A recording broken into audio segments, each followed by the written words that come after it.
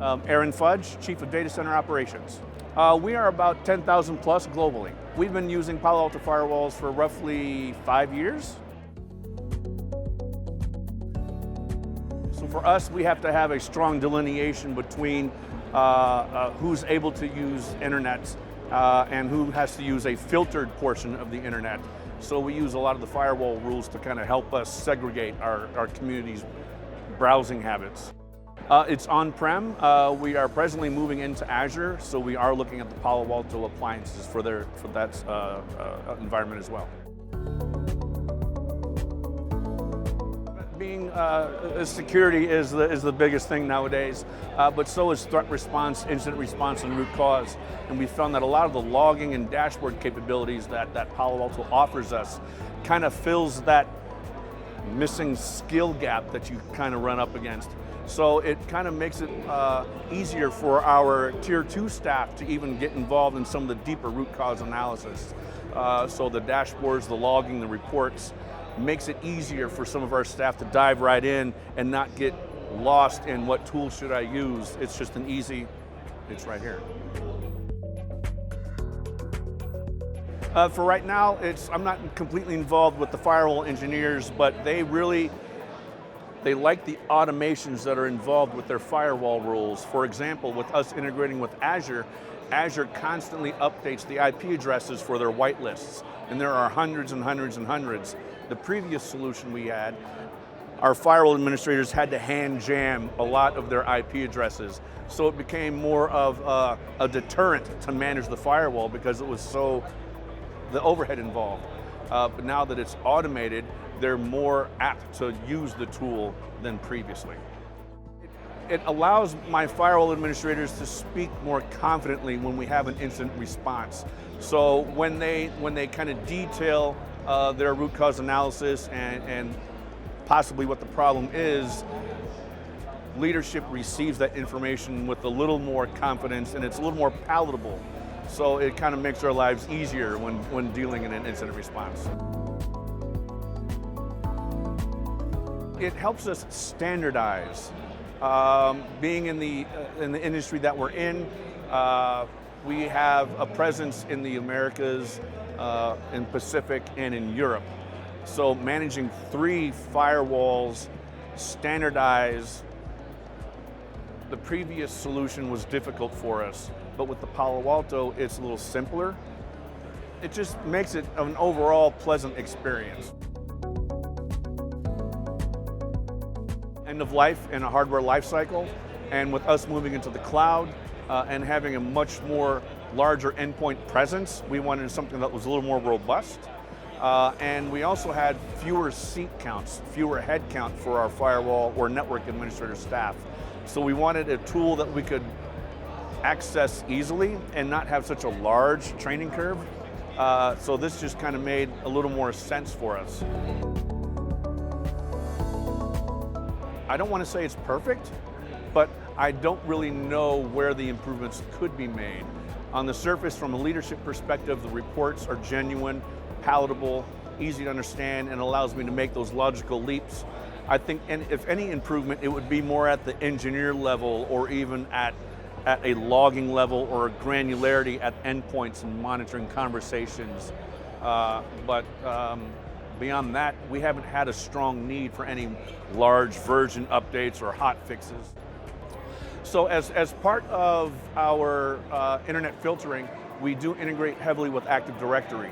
And we use security groups for separating staff that should have full access to internet while others have limited access. It may be just the way the topology is for our domain controllers and that infrastructure, but there does seem to be, at peak usage, there's some delay in reading back against the security group to find out, all right, this user that's trying to get to this web page, what group are they in, so I know if they have access to it or not. Occasionally we'll get a delay there, but beyond that, no complaints. When we perform market research, we try and look at no less than 3 vendors. And we walk in with generic requirements, salient characteristics that we're looking for.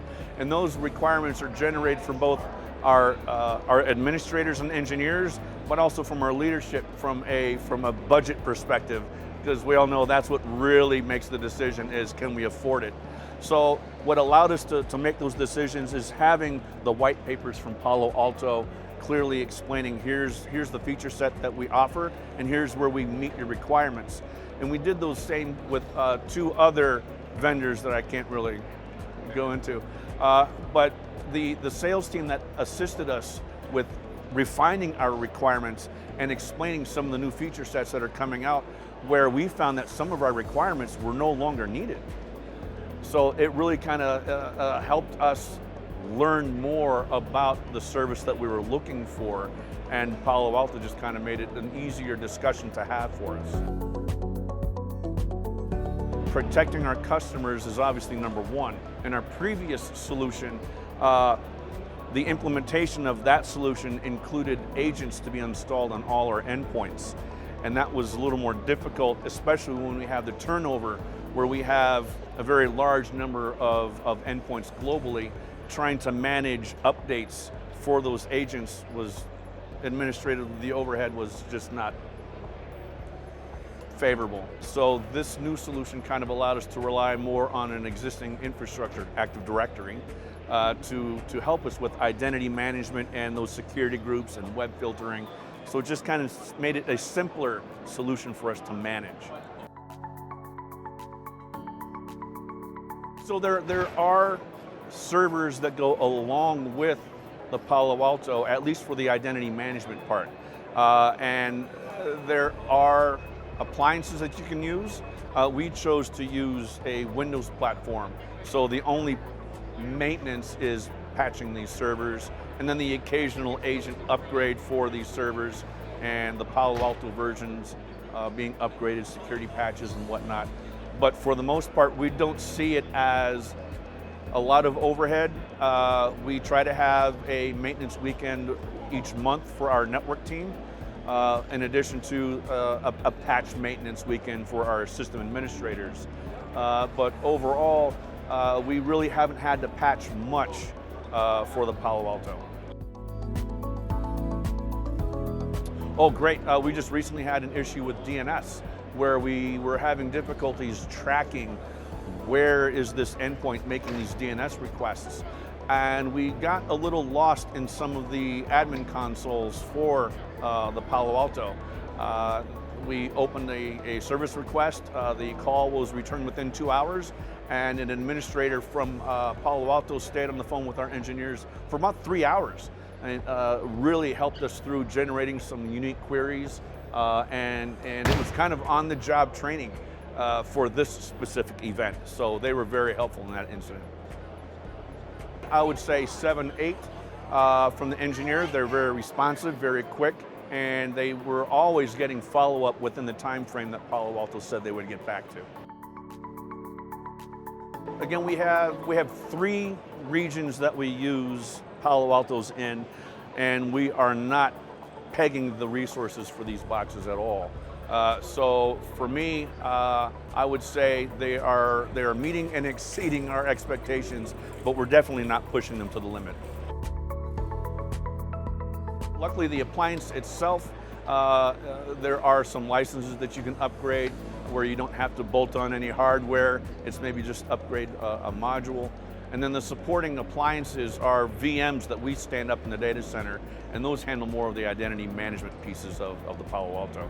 So it's not much at all. About an 8. To be a 10, you really gotta be out there. So there's always room for improvement no matter what the solution is. So 8s are kind of where we cap.